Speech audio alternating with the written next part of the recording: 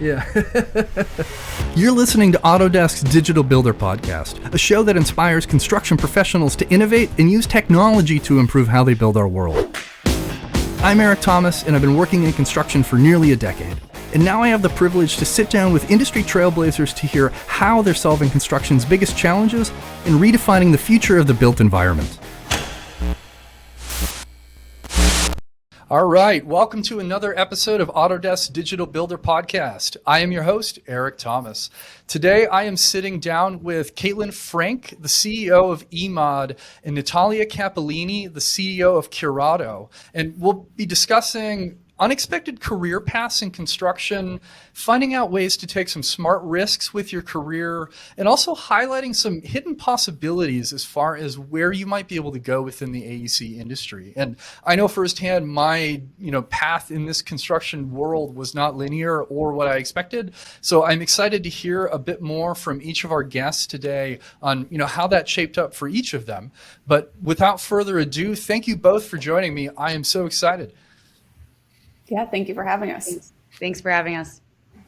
All right. And so I think today, just to start us off, it makes a bunch of sense to hear more about your backgrounds and careers, since that's going to be a big portion of what we're going to be talking about today. So could each of you give me a high-level overview of your career arc, starting from what you studied in school until where you're sitting today? And Natalya, how about you go first?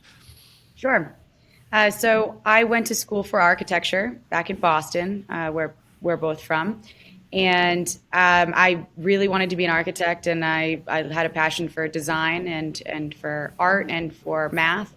And that's where I kind of thought from an early age that I would end up as a licensed architect practicing. But after working in construction in college, side by side with studying architecture, I just absolutely fell in love with the industry. I fell in love with being on site and the instant gratification or satisfaction of watching something that you have a hand in be built before your eyes. And it's just very exciting. And so today I run a construction company called CURATO Design Build here in Los Angeles. And I did not expect to be a general contractor or own a construction company or do commercial work myself. But after multiple positions in the tech side of construction and project management, this is where I've ended up, and I can't imagine doing anything else. Yeah, it's fun seeing how that develops from day one, where you go, this is what I think I'm going to do, or what I'm actually going to do. And then 10, 15 years later, you step back and go, wow, like I didn't expect that was even a possibility. So Kaitlin, how about you? Can you tell me a bit about your journey at a high level? Yeah, well, I'd say it started the early days. So my father was a general contractor. So I started out as a young kid, sitting on a lunch pail asking him how come and why. But I didn't think I wanted to go into construction, and I also started my career in architecture. Very quickly had nightmares of zooming in and out of AutoCAD and realized that was not the life for me. Finished my undergrad in architecture, got a master's in construction back in Boston, and then I went directly into the field. I just knew the way I learned was best going to be done in the field. If you put me behind a desk, I was not going to succeed as quickly as I did. And spent 10 years in the field running work for multiple general contractors, both in Boston and in the Bay Area. And eventually there was a problem big enough for me in the field that it impacted my ability to do work, to do it in a way ethically that I thought was right. And I decided to help co-found eMOD, and here we are.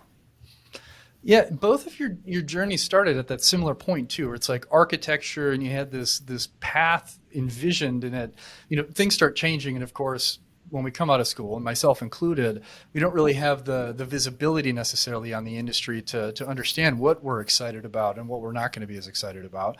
Like I'd rather work at as a barista than be a proposal manager at a GC again.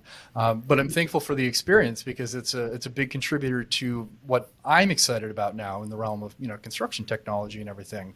So I'd like to kind of peel this back a little bit deeper and hear more about what that path looked like, and how you ended up changing from boots on the ground out in the field in Kaitlin's example, or in Talia, where you went from different companies to starting your own construction company. So Kaitlin, how about you kick it off and tell me more about that entire path and, what it's like to, be the CEO of a newly founded company or relatively newly founded company.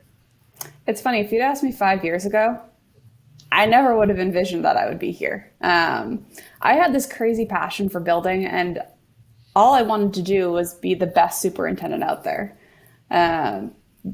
Being a superintendent was the career path that I wanted. It's always kind of what I envisioned, but also there weren't other females out there doing it. And so I felt like I had to stay in that position. And when I thought about eMOD and kind of the opportunity that came to, it took me a while to leave the field, and I just wasn't ready to leave. But essentially, I had this crazy goal of running 30 million by 30. I wanted to run a $30 million project on my own as the only superintendent by the age of 30. And I was lucky enough to do that. And when that finished, I realized it didn't matter what size project I ran or, the progress along the way. The risks became larger and larger. And the reality was the field didn't take safety seriously. And all the other technologies that were out there, they were band-aiding the symptom of safety, not the root cause. And nothing was designed for the field. And so for me, as the daughter of a contractor, I never wanted that phone call that something was going to happen to my father. And then as a superintendent, I never wanted to make that phone call that someone got hurt on my job site. The larger the projects, the larger the risk. If I'd stayed in the field, what size project would I be running today? And how much risk would there be? And so it just really came to, how do I protect these people? And I thought I could have a larger impact on this industry by coming to the technology side, providing a safer opportunity for the field crews. And the hair on the back of my neck kind of stood up for a second when you started talking about the safety piece. And I don't mean that, facetiously. It's everybody who's worked in the industry as long as the three of us have a story of something happening and have something that, really connects when we start talking about safety. And so I'm thankful that, like the broader scope of construction, we're starting to have more purpose-built technology for these different facets. But any good super or anybody who is leading a project, like you very well know, at the start of the project, the start of the day, the conversation is safety, and at the end of it should be as well if you're doing things right. And I chuckled as the projects and the things get better, once you start refining your skills, I remember starting to get proposals that were like 100 million, 150, 200 million and above. And at first that stressed me out. And then it was just, okay, I know how to do this. The dollar value doesn't matter. It's just, how do I allocate my resourcing to be successful in the paradigm that we're at now? So I appreciate that context. And Natalya, how about yourself? What did your career arc look like and, ultimately led to where you're sitting today? Yeah, so I started on the construction tech side, doing building information modeling and using some of the Autodesk software that Kaitlin mentioned in the beginning. And I was a little bit burnt out from the tech side when we had an opportunity to move to California, first to San Francisco back in 2015. I was working for a project management company, a large global project management company. But before that, while I was in my tech role at a major Boston firm, I was sort of doing project management on the side because I found a hole in the residential market, whereas on the commercial side, we have people called owners reps, and they work on behalf of tenants and landlords to help them execute projects, find architects, engineers, GCs, and vet proposals and plan work. So that didn't really exist in Boston at the time on the residential side. And so I just kept getting contacted by more and more people to help them with this. And I was doing that and basically, running projects and helping them hire everybody. And then when I worked for the project management company, the large project management company in California in 2015 for about 3.5 years, I realized, how simple construction actually is. And the company that I was working for before wasn't necessarily running it in a simplistic way, let's put it that way. And I thought, you know what, this isn't that hard. You treat people right, you treat your people right, your clients right, your partners right.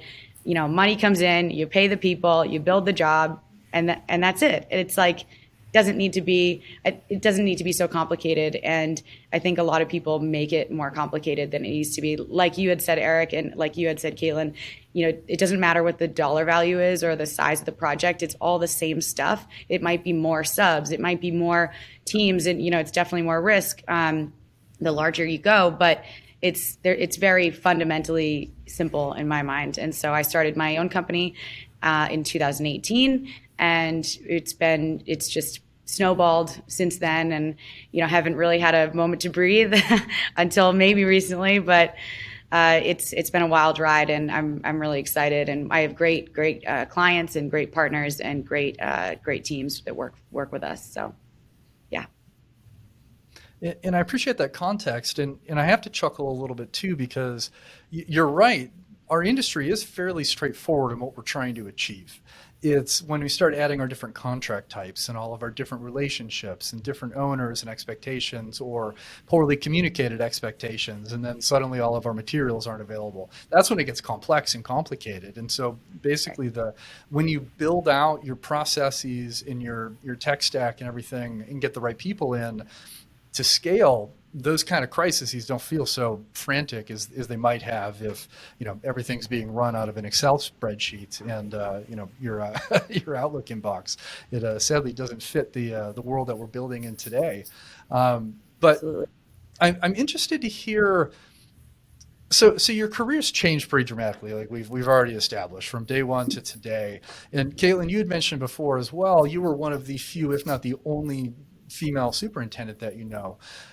What choices or actions did you take that made you both feel comfortable making some of those big and potentially risky career changes, whether it was stepping out of the field or starting your own company and getting more into technology and such? I'd be really interested in how you set yourself to feel comfortable to do these things and make these choices, and what really contributed to the success. And Natalya, I'd love if you could kick this one off. Sure. So when I started my company, I really didn't think, about the fact that I was, a woman starting a construction company. I just thought, I know how to do this, and I think I can excel at this, and it's fun, and I enjoy it, and I'm just going to do it. And I get asked quite often, what it's like to be a woman in the construction field. And, when you look at the stats, 9% of the industry is female, and the median age actually of contractors is 46. I'm significantly younger than that. And like I said, I didn't really think about the question, but now the way that I think about it when people ask me is, the partners that I work with, and it's 90% male, the partners that we work with, the clients we work for, and our employees and our teams, they are all extremely respectful, and they don't make weird comments or anything like that. And as soon as I encounter somebody that does, we just don't work together. It's just not going to happen. So surrounding myself with men that in the industry that are complimentary, respectful, and they don't see me as a woman. They see me as like the boss. They see me as the one who's getting it done, and that's been helpful in my career for sure. And I appreciate how you've shared, what that perception feels like too. And we've had there's a recent episode that we had, I featured Camille Hardin. We were talking about diversity in construction at a broad level, so within building methods and individuals and people and such. And there were some things that came through on that episode on YouTube, and I shared them on LinkedIn actually, because I was so disgusted by the content of that comment.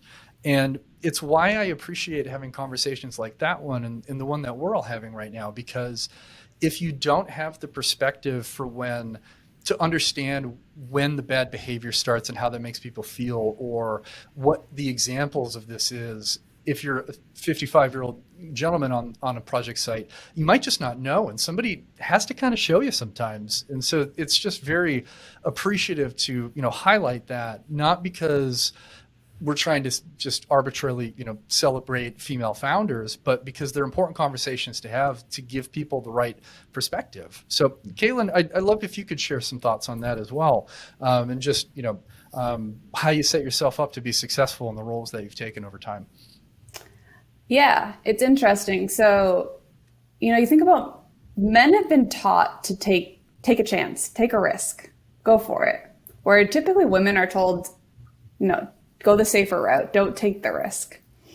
I don't know if it was my grandmother, my parents, my father, whatever that may be, but I always kind of ran my career and my life of asking myself, like, what's the worst that can happen? Because you have to know, like, what is the worst outcome? And so, for example, moving from Boston to San Francisco to, a company moved me out here. What's the worst that could happen? I move home. I go into the field. What's the worst that happens? I hate it and I go into the office. Yeah. But then also asking myself the question, but what if I don't? And so for me, going into the field is where I felt the most comfortable. That was for me. But staying in the field for a while was for the younger generation of females, the ones that are coming in. This is like what excites me and what my passions are, is that if I stay in the field and keep running work, I'm going to continue my career. I'm going to do great things. I'm going to build great buildings. Yep. If I leave, I have this great opportunity to, co-found a company, run a company, start this whole new endeavor. But I also really worried about the younger females that were out there not having someone to look up to. And that was something that I struggled with. And I think a lot of females in the industry struggle with, is if there's not someone for you to look up to who's already taken that risk, you feel like you're starting from scratch. And so for me, it was always asking those two questions. What's the worst that can happen? And what if I don't? And I think the what if I don't is probably a harder hitting question, because if I didn't start eMOD, if I didn't go out on the slim, my whole goal is to send one person home that wouldn't have gone home safe. That's my why. I show up to work every day. I can send one person home that may have, missed something. But if I don't, what could happen? And I appreciate that perspective so much, Kaitlin, because you're really absolutely spot on in not everybody has somebody that encourages them to say, well, what happens if you try? What happens if you don't? And that's a wonderful way to break it down, too, because there's two halves of that conversation where you get to step back and you decide, what does it mean for me to stay in this position or not make the change? And how do I feel about that? But then it also helps you unpack what are those risk factors if I do make that change? And I've had friends that I've tried to coach and encourage in the past on making some of those changes. And I've said the same thing. I go, if you do it and you don't like it, you don't have to keep doing it, for one. So you can backpedal, and that's okay. Yeah. As long as you're setting yourself up to have some guardrails where you're not going to be homeless if you decide that you don't want to do that anymore. And so I think for anybody out there listening, regardless of your background, I think it's really just those two things. It's you step back and you decide, where do I want to be? What are the risks if I go and make those choices? If I do falter, if something doesn't go well, what's going to happen? And you can plan some of that out. And then the other one is, how do I feel if I don't make any of these changes? And if you don't like that, that's a pretty clear indicator that you should jump in and try something different. Exactly. I mean, I feel like my entire career, all the decisions I've made from, leaving architecture to go to construction, leaving Boston to come to San Francisco, leaving the field to go to tech, it's asking myself those two big questions. Yeah. And doing that so much, I think the more that you do that, the more you step out of your comfort zone and like take a risk, and the more that it pays off. It just keeps you trying, and it keeps you excelling, and it makes it more comfortable each time you do it. So, and I think you proved to yourself you can do things that you didn't think you could do.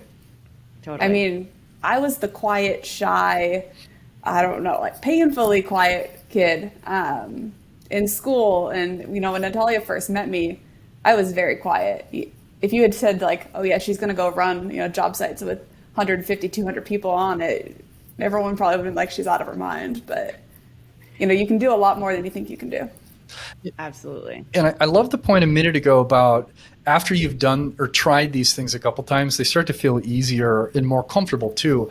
And that lit up for me immediately because I've done it a few times. So I moved and I went and worked for a GC in Dubai. And after about 2 years, I was working too much and I was getting burned out.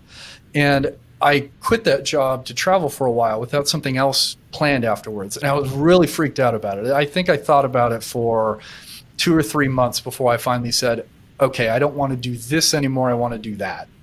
And it went okay. And I ended up traveling for a while, and I came back to the US and I got another job. I ended up doing that 2 or 3 more times where I go, I don't want to do this anymore. The second time, it felt better. I had a couple conversations with some friends. The third time, it was like, nah, this is fine. I've quit jobs before, and obviously there's some good fortune behind that. I've got a safety net with my family, and I'm not going to be homeless and such. But you're right in that once you start building that muscle memory, you start feeling more comfortable about making that change. And I've gotten to a point in my career where I'm fortunate and I don't feel compelled to, flex that muscle anymore. But it's one that I built over time, and it took some time to get comfortable with. But, if you have a good sense if you're going to be okay afterwards, take a shot. A lot of it also comes to learning to trust yourself. Mm-hmm. And you're trusting yourself to make these decisions, and you're proving to yourself over and over and over again that you may not have all the answers, but you know who to contact. You know how to figure out what the answer is. And I think that's probably the greatest lesson that I've learned throughout my career is I can trust myself. I don't need the answer, but I can pick up the phone, and I know someone within my circle who can help me figure this out. And there's always a way forward. It always seems to be a balance or sort of, this juxtaposition between having imposter syndrome and wondering who am I to be doing all of this and doing these crazy big projects for these big companies. But then on the flip side of that, I have these moments sometimes where I'm like, wow, I did that. We did that and I'm kind of good at it. And, I'm proud of the work. And it's just this constant internal battle of oh my God, I can't believe I'm doing this. Who am I to do this? And on the flip side, I'm good at it. I've done this, and I'm going to keep going. I laugh because as we get older, I think we start realizing that more people feel like that. They just don't say it out loud, and it's an important nuance to have, because it's okay to look back and go gosh, that all went really well, and maybe I am good at this. Who knows? But also, as you've gotten 5, 10, 15 years into a career, somebody probably would have noticed if you're not and told you. So look back and say, hey, okay, I've got some skills, I've got some talent, and how can I fit it into this other box that I might consider? But Kaitlin, I think this does come back to something else you said a minute ago, as far as having that role model or having seen somebody who's proved out that it's possible for me, because there's a part of it where if you can't identify to some degree with the other role models floating out in the world in a way that has meaning, I think that's disconnected pretty quickly. And so I could go off and do a whole bunch of things and start a company and do all this stuff, but that might not click for either of you or somebody else in my network, because my experience and my background and the people who are being my cheerleaders in life probably look very different than they do in yours. And I think it's an important thing to highlight and talk about, because if you don't have those people in your life, go find them, because they're there. It's just a matter of having the right conversations and getting the right mentors. Absolutely. Yeah, absolutely. And I feel like you can reach out to people all the time. I'm always shocked by, I reached out to 2 other CEOs, from one in insurance and one in tech this morning, and just said I've been following you on LinkedIn. I'm really impressed by what you've done. If you're ever available, I'd love to chat. I'm having lunch with both of them separately next week. People are so willing and so open to share their experiences and their careers with you, because it's not that sink or swim mentality that I think we probably had 10 years ago, where you have to figure it out on your own, no longer exists. People want to help and support you. People want to see you succeed. We have such a labor shortage already that no one has time to let people fail. Take my lessons learned. I'm happy. I'll tell you all the moments where things did not go right and all the things that I learned along the way, so that someone else doesn't have to learn it all over again. It's so funny too, and I don't know if this is kind of all over the country or or if I'm really just noticing it in Los Angeles, or Southern California, but construction is so collaborative, at least here. I mean, some of my best friends that I see all the time are like my direct competitors, and we share, with subcontractors, we share strategies and softwares that we're using, and just like updates, because the reality of it, there's plenty of work to go around, and we're not like fighting for it. We're just trying to help each other get better and better, and it's pretty awesome. And I love construction for that reason as well. And I think I agree with you. I feel like it's really increased. And so my viz extends beyond, the West Coast, where I've lived for a while now, simply because I have the privilege to talk to people in different countries and different places. And it's pretty common now, especially within our specific industry. And I love it. And it's not necessarily sharing competitive intel or getting too far in the weeds. But Natalya, you hit the nail on the head in the sense of our industry has some challenges, whether it's the labor constraints we have, whether it's materials tied or anything. And as we help and uplift one another with lessons learned, it's a broader industry learning. It's a broader conversation that I think is critical to our success in continuing to meet the needs of the built world. So it's a fun thing. I mean, I guess I'm biased as I host this podcast that does exactly that every day, and I'm just thankful that everybody else is nerdy and excited about all this stuff as I happen to be. Definitely. So we've kind of danced around another theme that I'd like to focus on a little bit closer right now. And I had it myself as I stepped into construction very unexpectedly at the start of my career, and both of you mentioned it as well, in not really seeing some of the options or what the potential was for your career paths in the future. And so I was hoping we could talk about any ways you both think that we can highlight some of these options that might not be as visible but should be. And I think that might draw more people into our industry when they know it's not just, hammering nails and pouring concrete. There's such a broad spectrum of what the industry has to offer. Kaitlin, do you want to take this one? Yeah. Oh, gosh. Loaded It's question. funny, Natalya and I, no, I mean, neither Natalya or I, you could never give either of us like, here's a career ladder, this is what you're going to follow. Both of us decided we're going to build ladders, go in different directions. And I don't know if that's just how we were raised or what, but we took different career paths because we knew that traditional career wasn't going to work for us and that we had much larger opportunities. But a lot of it comes back to, what I was passionate about. I wanted to solve problems. That's all I wanted to do. I knew I was good at problem solving and puzzles and figuring out when something wasn't working. And for me, knowing that I'm a visual learner, I went directly into the field just knowing that that's where I was going to learn best. And from there, I just felt like I kept building on top of it and on top of that. I feel like people just need to figure out what they're passionate about, what they want to do, and kind of follow that. There's a lot of females out there that, you may be really good at solving problems or you want to work with customers. Great. Technology also is a subset of construction itself. It's not physically building. You're not managing projects, but you can code. You can work with customers and onboarding. You can, sell to construction. There's so many different aspects of just, I think when we think construction, we think ladder on the job site. And I can tell you, I very rarely picked up tools on any of my job sites. And so I just feel like, I don't know, there's such a weird perception of what construction is. And I think we need to start younger and younger and expose them to what actual construction is, because I think there's also interest there and we need to get more women into this. And we need to deal with this labor shortage in general. But I think there's just so many other opportunities to impact construction without actually working for a contractor. I'd agree completely. Natalya, how about you? What comes to mind on your side as far as finding ways to make these different options more visible? I think sharing the experiences and projects and what it's like. I think sharing that with people publicly is very important. I mean, nothing nothing is going to change for people or for the industry if, we just like keep this all to ourselves. I think it's important to share and share what we're doing and what we're working on, and people get really excited about it when we share that.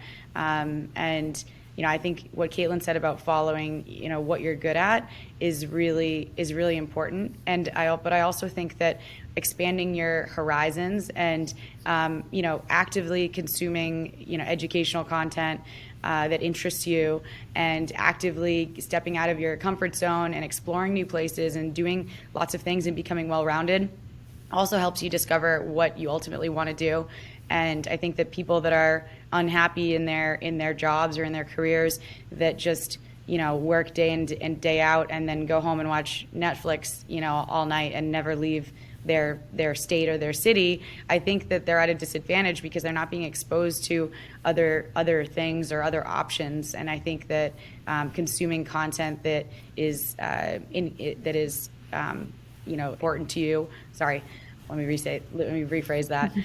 Consuming content that you're interested in and that excites you, I think will ultimately lead you down the path that makes the most sense for you. Yeah, I think we have a bit of work to do as people who do have platforms within construction, as far as waving our hands a little bit and saying like, hey, look, here's what's actually possible and feasible. And I think also part of it too is like, get people out and go on a site walk. The first time I walked around a construction project was probably nearly 2 years after I started working at a GC as a proposal writer. And my perspective after that experience changed so much because, one, all the things that we've been, furiously writing about and working with PXs and such, right, technical narratives starting to click more. But two, there was an edge and a seed that was planted early on where I go, oh, this is really interesting and neat. And while I would never represent myself as a builder or somebody who has the experience of a superintendent or project manager, the insight that I got heavily contributes to conversations like the one that we're having right now, and my interest in getting deeper into the technology side of what's offered in construction. So I'm hopeful and optimistic because I think too is all the different neat scopes of tech and things that we're able to bring to the table now versus 10 or 15 years ago where there's no purpose-built technology. I think that changes it a bit too. It's like, oh, you think laser scanning is cool? What about drones? Do you think reality capture is neat? Oh, do you want to do a site walk but you're in Idaho and the project's in New York? Well, that's actually feasible now. Check out all this neat technology. And that's not all of it, obviously, but it is one that's easier to wave around and I think get some of the younger generation excited about what we're up to over here. Yeah, we need to share more of that and really make it accessible for them because they don't know that. They don't know that all the cool things that are being done in construction with technology now. It's just, it needs to be shared. So within the realm of all the different skills and everything that you had to develop in each of these new roles that you've taken, could you tell me a little bit more about how you started developing those? And I think you were alluding to it earlier as far as you get into that role and you figure it out, but like how does that go from being in the field to developing technology or starting a company? Natalya, can you kick us off on this one? It's a little bit of trial by fire. Yeah, you have to do everything, I think, before you really know, like, oh, I'm not good at that, or I'm, these couple things, I'm going to hire out for that, or I'm going to outsource that, or I'm not the best person for that role. I mean, we work with the experts, in so many different aspects of the field all the time. But yeah, I mean, when I landed in San Francisco, I was given a complete set of plans and an empty site, just grass, and was told, build this. And I didn't know anybody. I didn't know any subcontractors. I didn't have any contacts in the city. And I had never built anything in San Francisco or built anything to that extent by myself before. And we had no help, basically. And I figured it out. I figured out the insurance part of it, the permitting part of it, hiring subcontractors, doing budgets, and just had to figure it out and realized, I hate the insurance side of things. And and I love, you know, doing like the design coordination and working with the teams and planning out schedules and trying to get things done in the most efficient way. And that's fun for me, like the actual project management pieces of it. And the other stuff can be outsourced. But yeah, when you're running a company, I mean, like in just starting it out and starting from scratch and building all the systems yourself, you learn really quickly what you're good at and what you're not good at. And and you end up being good at, you know, pretty good at about everything, but get to pick and choose what you spend your time on. So. And I think that's a huge nuance to remember as we start getting further into our careers as well. Whether it's I'm not good at or I don't like doing that, it's actually important to identify that, because as you build a team or you start growing your career or making different career choices, you should keep all those things in mind, because it's also okay not to be good at some of these things. And that's why we work as a team. It's not just a party of one building a $200 million, you know, parking structure or something. And so having a close check on that is key. Kaitlin, how about you? Anything come to mind in the realm of, you know, learning on the job as you pick up these new roles? Yeah, I would say leadership.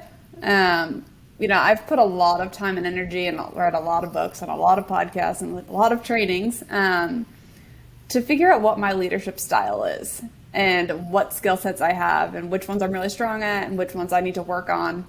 And I think a lot of the skills that I had as a superintendent transferred very easily into running a company. Yeah.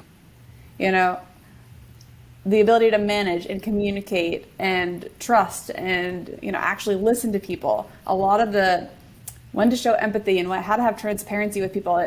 A lot of the skill sets, they transfer. And I think both Natalya and I don't know, I think were you captain of one of your teams in high school or college? Tennis. For tennis. Okay. I was captain of the track team.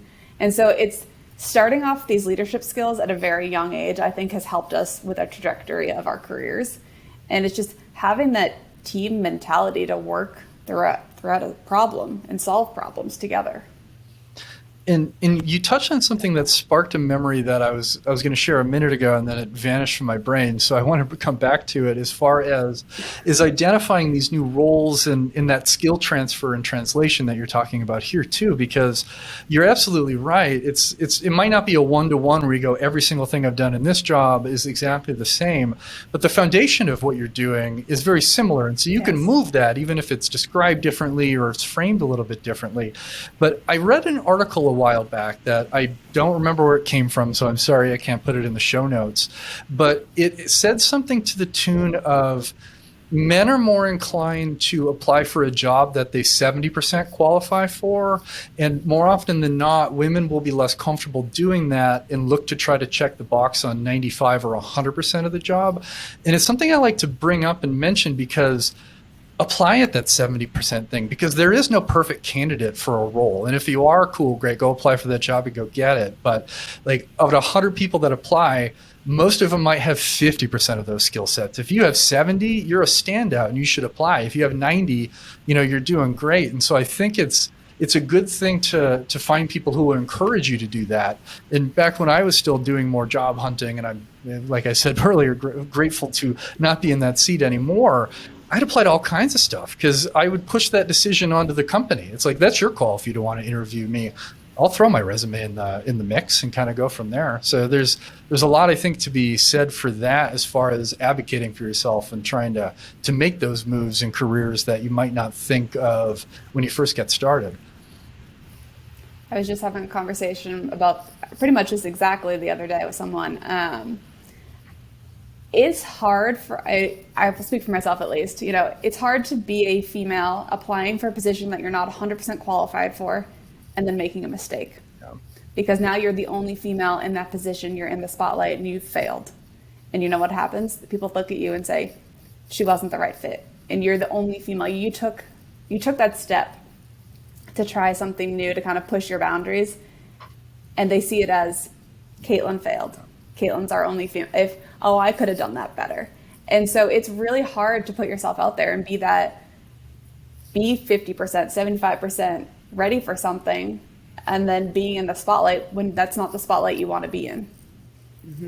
I definitely feel like I have something to prove, as a woman in construction too. Is like I want people who didn't know that women went into these roles to see me on a job site, whether it's an inspector or a new subcontractor, and think like, oh, I want them to go from thinking, if they think this, women shouldn't be in construction, to women are really good at construction. And so I feel like I have something to prove, and I have to overcompensate a little bit and be the best, because I want people to think, strongly of female leaders in this industry, for sure. I appreciate that perspective, and it's a good one for me just to keep in the back of my head too, because you're right, the scrutiny on me in that exact same situation will likely be very different, even if the person scrutinizing doesn't think of it at all. It's an innate bias to go, oh, there's another guy who just sucks at doing this thing, whatever, versus you stand out in that context. And so how have you managed to let that roll off your back a little bit in some of these environments and situations, or at least give off the perception that it's rolled off your back and kind of carry forth in whatever you're doing?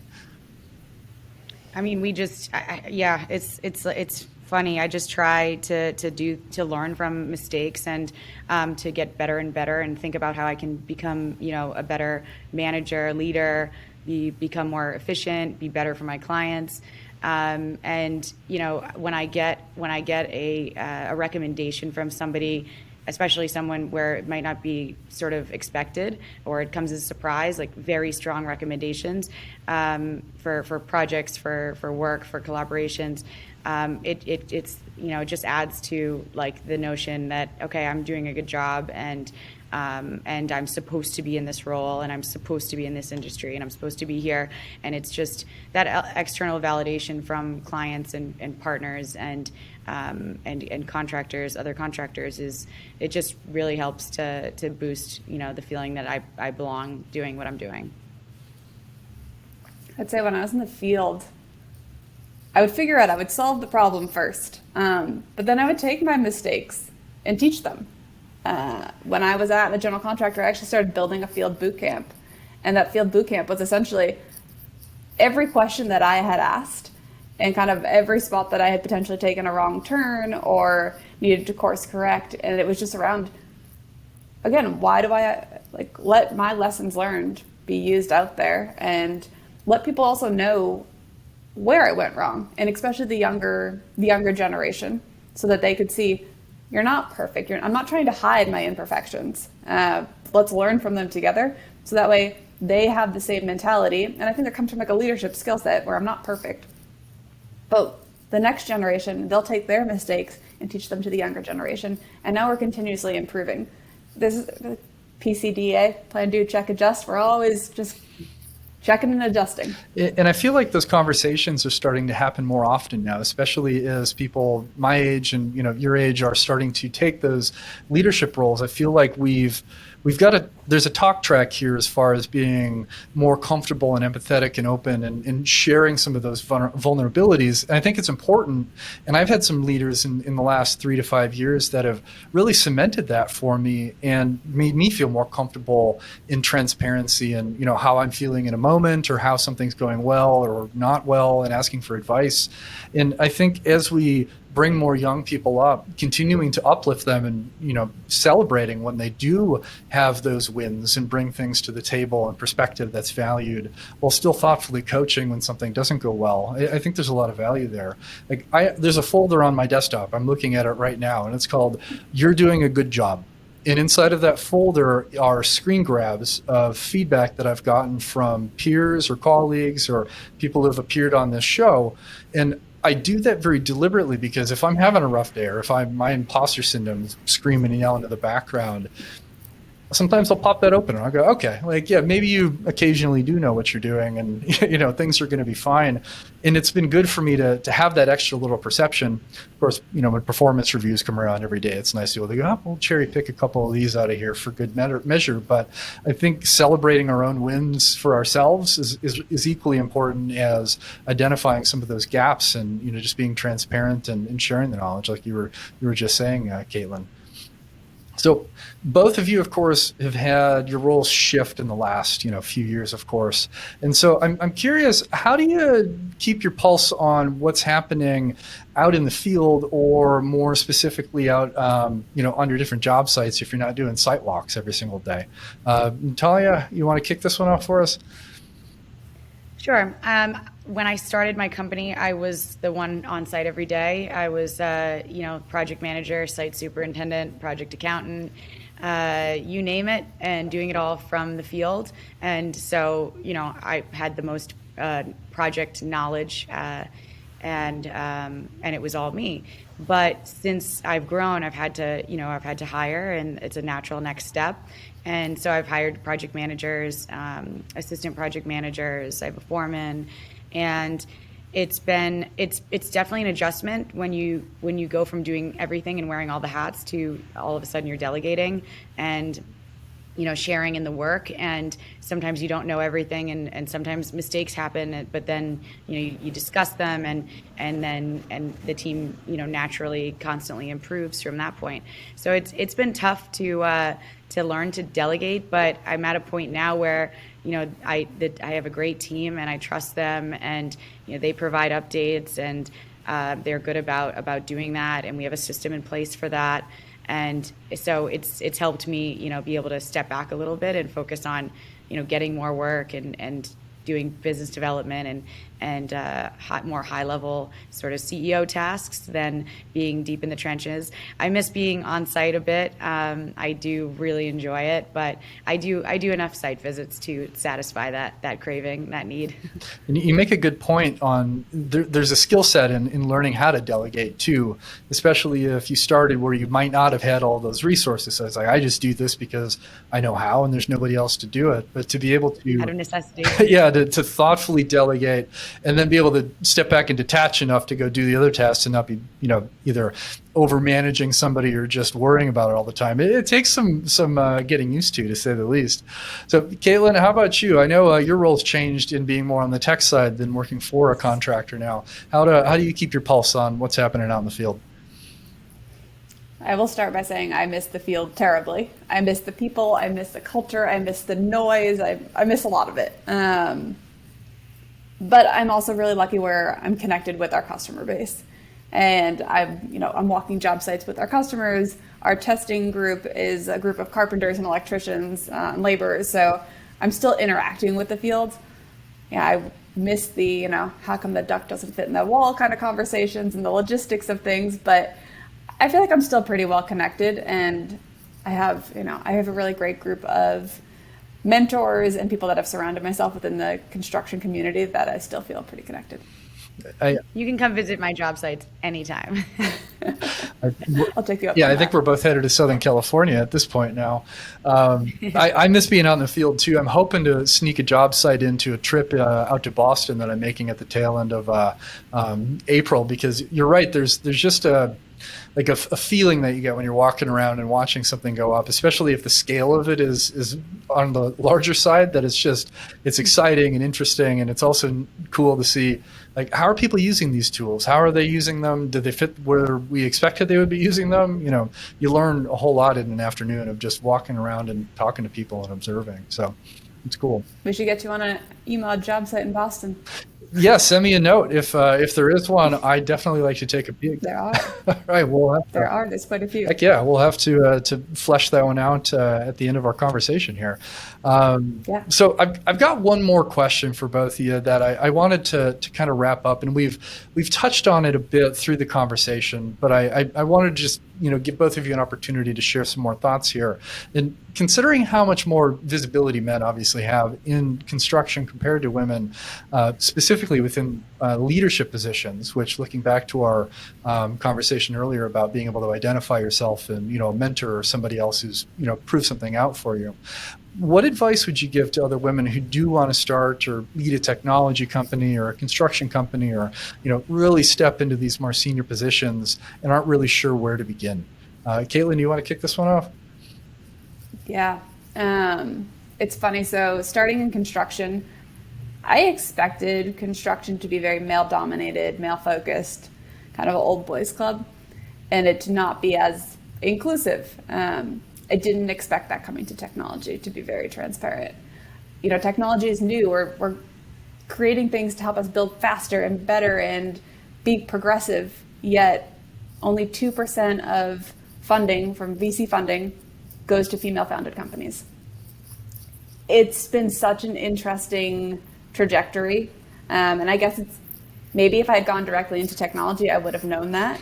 But starting in construction, where you kind of expect that old school boys club, and then coming to technology where you're expecting a much more inclusive environment, it has been very eye-opening. I would say, to anyone out there who's looking to start a career, especially women, is go for it, do it. There's so much opportunity. We need to change these numbers.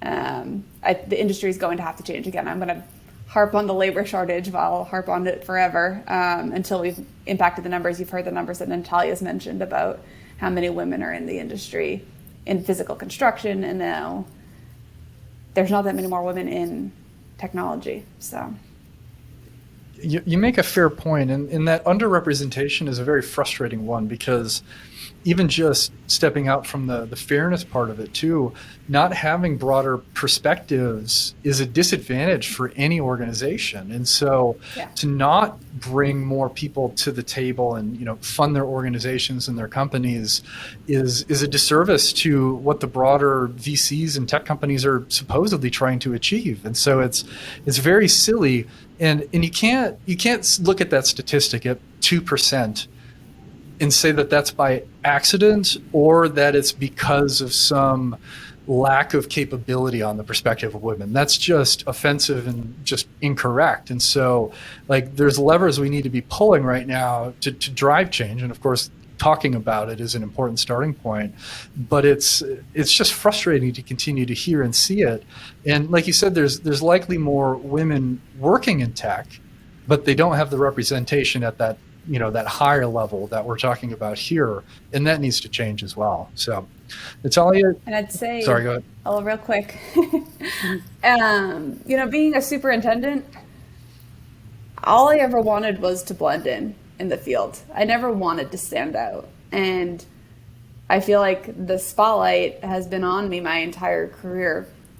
And then you get to this point where you're trying to raise capital, and you're doing great things as you're a female founder. I don't want to be a female founder. I just want to be a founder. That's what I want to be known for. I want to be known for how I've impacted the industry and all the things I've done. But instead, I was a female superintendent.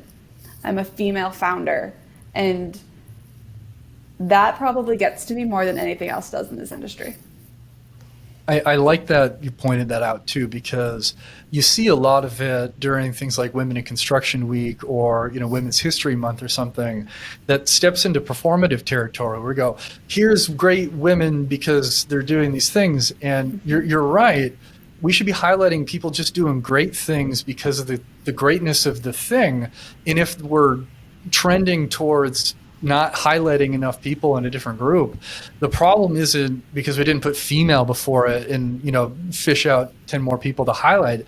It's because there's a problem in the infrastructure, in the institution that needs to be corrected. And in that framing that you've just mentioned, I think is an unhealthy one, and it's one that is worth being talked about. So we're giving everybody the equal shake and equal opportunity. So I'll stop rambling in this one. Natalya, I'd be very interested in hearing your guidance for somebody out there who's trying to step into a position like your own, or somebody out there listening who maybe has control of one of those levers to open up opportunities to other people. Yeah, I don't think that women should be, or anybody, I don't think that they should be limited or scared or turned away by the fact that their industry might sway, heavily one way or the other, the industry that they want to go in. I think that they should just go into something because they like it and they're interested in it and they're passionate about it, and completely, disregard the gender scales in their respective industries. I don't. It's hard, easier said than done if that's something that's that's really apparent to somebody and scary to them, but you just can't think about it. You just have to go in and do what you want to do and do what you like, and just not think about those stats. I really didn't even know those stats until recently, because I've never been so curious about it. I really like what I do. So I've just been enjoying it. But when you see those stats, you're like, oh, wow, no wonder women aren't coming into this industry. I mean, good, you look at that, but you can't think about it. And Kaitlin, you made a good point too about the spotlight portion of things. And I think that gets more comfortable over time. I mean, obviously all three of us are here sitting here being recorded to, put something out there. And, 50 episodes ago, I wasn't comfortable doing that either. And so even if it feels a little strange, I think taking some of those risks and just understanding, you'll build those skill sets, you'll flex those muscles over time. And, if it's something that you feel is a good fit and you're passionate about, keep going. And as we talked about a bit earlier, if it isn't and you don't like the thing that you've decided to do, you still have options. You can make some changes and such. So I appreciate the perspective here, because I still think it's incredibly important to talk about, because Natalya, like you said, you might not have known the statistics behind some of this, but I still think you understood intrinsically of what was going on in the industry. You knew, even if you didn't know what the percent was. And I don't think everybody has the chance to be shown the perspective from the other side of it.